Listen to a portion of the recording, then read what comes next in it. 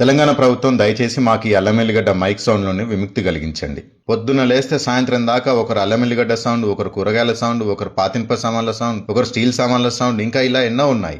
ఆఖరికి చిక్కెండుకలు కొనుక్కునే వాళ్ళు కూడా మైక్ సౌండ్లు పెట్టుకుని తిరుగుతున్నారు. ఇలా ప్రతిరోజు ఇంటి చుట్టూ పొద్దున నుండి సాయంత్రం వరకు మైక్ సౌండ్లతో సావగొట్టేస్తున్నారు. పిల్లల బ్రెయిన్ కి పాఠాలు వినిపిస్తాయా లేదా మీ అల్లమెల్లిగడ్డ సౌండ్లు వినిపిస్తాయా మీరే ఆలోచించుకోండి. ఇంట్లో పేషెంట్స్ ఉంటారు, ఒక పక్కన ఆరోగ్యం బాగాలేక ఎంతో ఇబ్బంది పడుతూ ఉంటారు. వాళ్ళకి మైక్ సౌండ్లు ఎంత ఇబ్బంది కలిగిస్తాయో అమ్మే వాళ్ళు మీకు తెలుసా? ఇక వర్క్ ఫ్రం హోమ్ చేసుకునే వాళ్ళ బాధ్యత వర్ణనాతీతం. ఆఫీస్ లో ఓ పక్క వాడు సావగొడుతూ ఉంటాడు. ఇక మీటింగ్ అటెండ్ అవ్వాలి అంటే ఏ సైడ్ నుండి ఏ మైక్ సౌండ్ వినిపిస్తుందని భయం వేస్తుంది.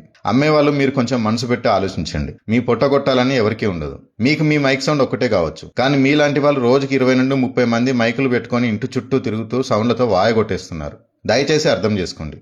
ఈ మైక్ సౌండ్లు బంద్ చేయండి. ఇవన్నీ చాలు అన్నట్లు పెద్ద డీజిల్ మోటార్లు వేసుకుని ఆ చెరుకు బండ్లో ఒకటి గుండెలో దడొచ్చేలా ఉంటాయి వాటి ఇంజన్ సౌండ్.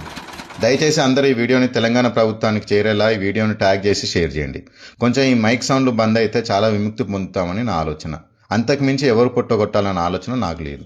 దయచేసి అర్థం చేసుకోండి. తెలంగాణ ప్రభుత్వం దయచేసి మాకు ఈ అల్లమెల్లిగడ్డ మైక్ సౌండ్ నుండి విముక్తి కలిగించండి.